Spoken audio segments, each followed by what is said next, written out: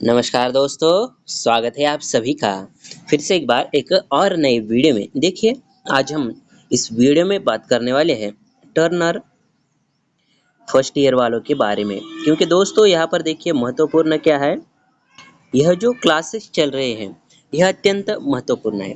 क्यों महत्वपूर्ण है मेरे भाई, थोड़ा सा ध्यान दीजिए। क्योंकि यहाँ पर यह जो है आपके काम के लिए ही है। क्योंकि आपके जो सीबीटी एग्जाम है उसके यहाँ पर हिसाब से 2024 के लिए आपको कैसे अच्छे मार्क मिल सकते हैं, आप कैसे टॉप कर सकते हैं, इसके लिए जो है यह वीडियो बनाया जा रहा है और क्वेश्चन भी आपको उसी तरीके से समझा दिए जा रहे हैं। इसलिए क्या कीजिए, आपको अगर समझ में आते हैं क्वेश्चन तो ही इस वीडियो को एक लाइक करें, चैनल को सब्सक्राइब करें।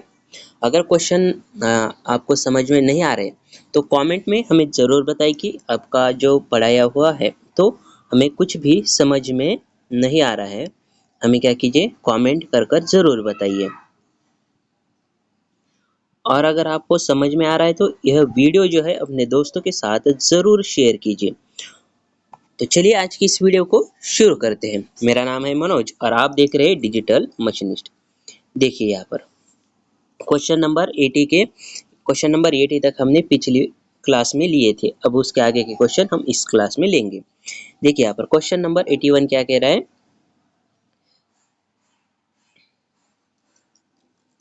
Which jaw of a three-jaw chuck is used to hold hollow job?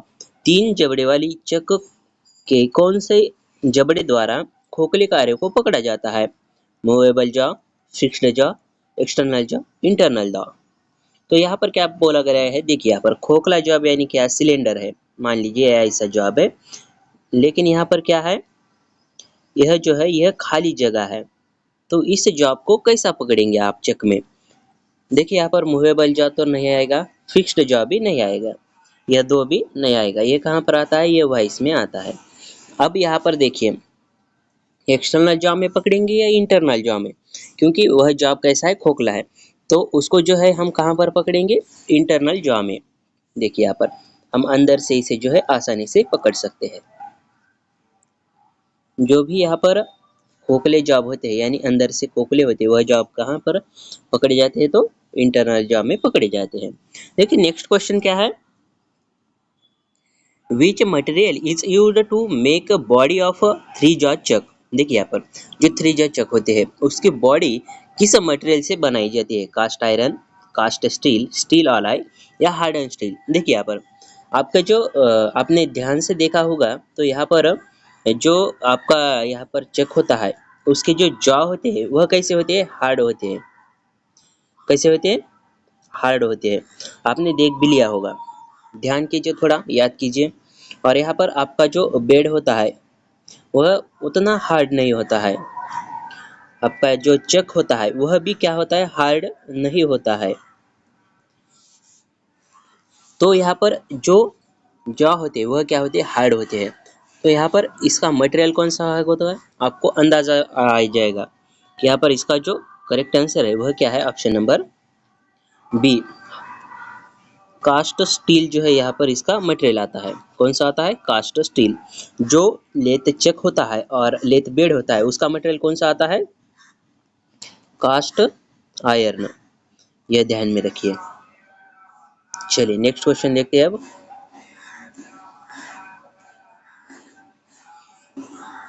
Which material in used to make back plate of a three jaw चक?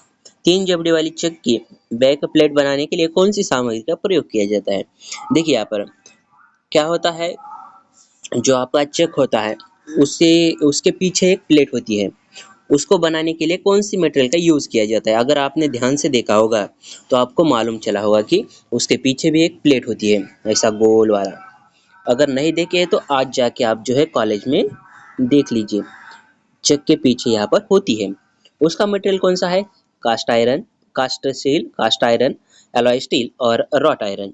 तो यहाँ पर इसका जो करेक्ट आंसर है वह क्या होगा, देखिए यहाँ पर जो लेथ चक के पीछे जो प्लेट होती है उसे क्या कहते हैं, बैक प्लेट कहते हैं।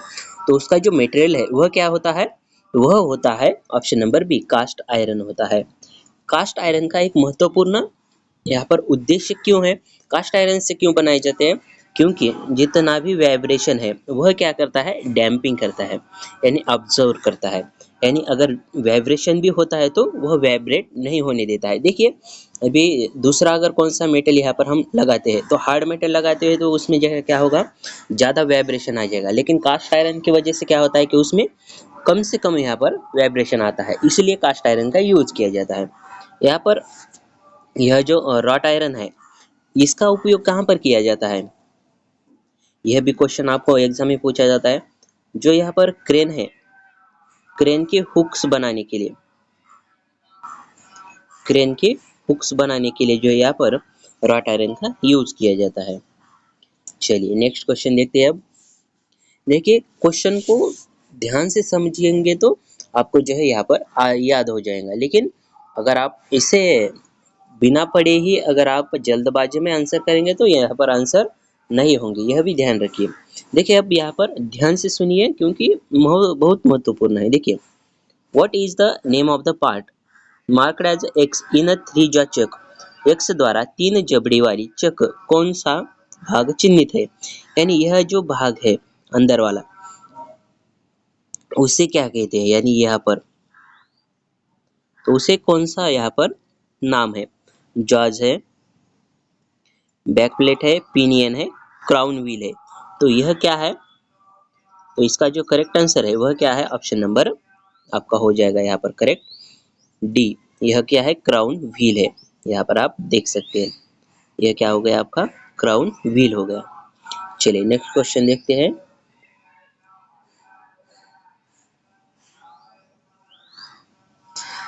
What is the material of a three jaw chuck, तीन जबड़े वाली चक के जबड़े बनाने के लिए कौन सी सामग्री का उपयोग किया जाता है। देखिए यहाँ पर क्या पूछा गया है, what is the material of a three jaw chuck, तीन जबड़े वाली चक के लिए कौन से मटेरियल का सामग्री का प्रयोग किया जाता है, कास्ट आयरन का, एलॉय स्टील का, हाई कार्बन स्टील का या मीडियम कार्बन स्टील का। जो तीन जबड़े वाली यानी थ्री जो चक होती है उसका जो है यहाँ पर जो मेटल होता है वह किस मेटल से बनाया जाता है, तो वह बनाया जाता है हाई कार्बन स्टील।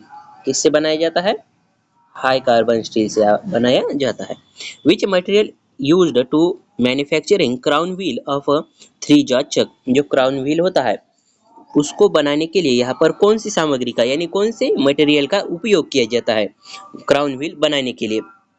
तो देखिए क्राउन व्हील बनाने के लिए जो है यहाँ पर किस मटेरियल का यूज किया जाता है, तो क्राउन व्हील बनाने के लिए alloy steel, cast iron, high carbon steel या क्रोम वेनेडियम स्टील। तो इसमें से करेक्ट आंसर क्या हो जाएगा आपका, तो इसमें से करेक्ट आंसर है ऑप्शन नंबर ये, जो एलॉय स्टील होता है उससे जो है यहाँ पर क्राउन व्हील बनाया जाता है। चलिए नेक्स्ट क्वेश्चन देखते हैं। क्राउन व्हील कहाँ पर होता है, यह लेद चक के अंदर होता है, आपको मालूम होना चाहिए। चलिए देखिए यहाँ पर what is angle between the adjustable jaw of a three jaw chuck, तीन जबड़े वाली चक के समायोजित जबड़ों के बीच कोण कितना होता है। देखिए यहाँ पर यह जो तीन जॉ चक होते हैं, मान लीजिए यह पहला वाला, यह दूसरा और यहाँ पर यह तीसरा, ये कौन सा, ये तीसरा हो गया।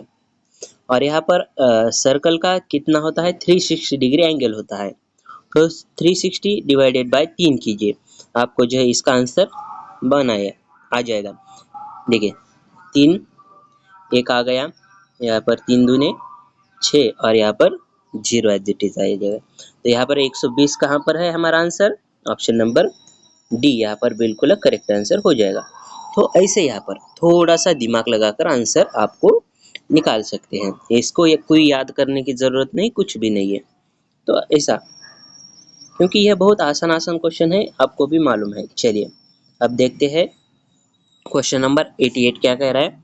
विच part of a screw rod of a four chuck permits the screw to rotate but not to advance, चार जबड़े वाली चक की पेंच छड़ का कौन सा भाग पेंच को घुमा तो देता है किंतु आगे बढ़ने की अनुमति नहीं देता है, pinion, finger pin, taper pin, locking pin.